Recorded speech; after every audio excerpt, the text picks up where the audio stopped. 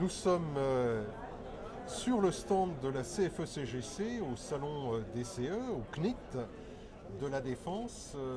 Cela fait maintenant 6 ou 7 ans que la CFE-CGC participe à ce salon des CE, non seulement en étant présent au travers d'un stand, ce qui permet de rencontrer nombre de nos collègues, et je pense tout particulièrement à celles et ceux qui sont élus sans étiquette. C'est une façon de les sensibiliser, de les informer sur ce que la CFE-CGC peut apporter comme soutien opérationnel dans la mission de ses élus.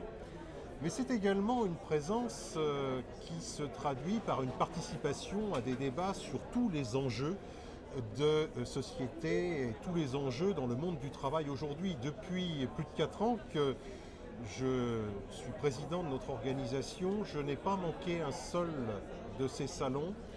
Et à chaque fois, j'y viens une journée pour participer à des débats. Ce matin, c'était sur le financement de la sécurité sociale. Cet après-midi, c'était sur le stress, les risques psychosociaux, avec entre autres Marisol Touraine, députée d'Indre-et-Loire, qui est présidente d'une mission parlementaire sur ces risques psychosociaux, également Martin Richer du groupe Alpha, qui a une expertise en matière d'accompagnement de nos collègues sur le terrain, et également un collègue, Jean-François Naton, de la CGT, qui connaît bien ces problématiques pour les fonctions publiques. Je crois que nous l'avons vu, France Télécom a été le révélateur à l'automne 2009 d'un malaise qui est profond aujourd'hui, que nous, à la CFE-CGC, nous avons identifié depuis plusieurs années. C'est pour ça que nous avons lancé l'Observatoire du stress et notre baromètre semestriel sur ces problèmes de stress dans le monde du travail.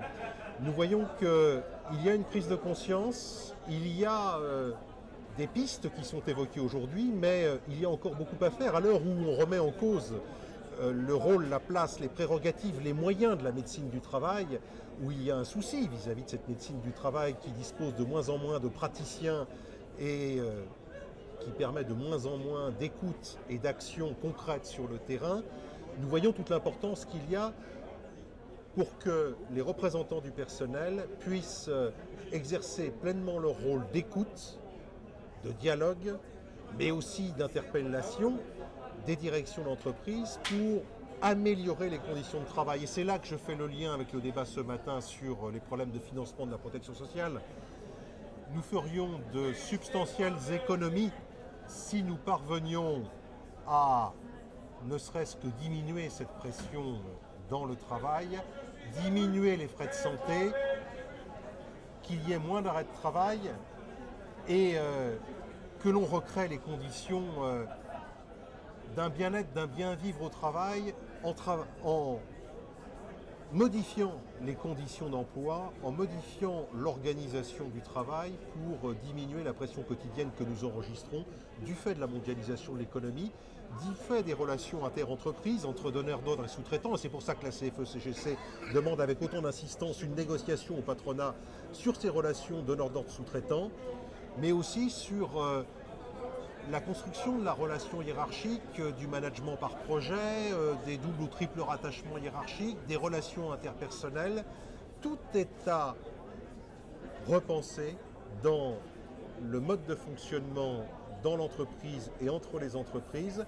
Il en va de l'intérêt général, de la compétitivité de notre économie, de la réussite des entreprises, du bien-être et de la santé au travail des salariés. Bref, c'est un enjeu qui intéresse tout le monde.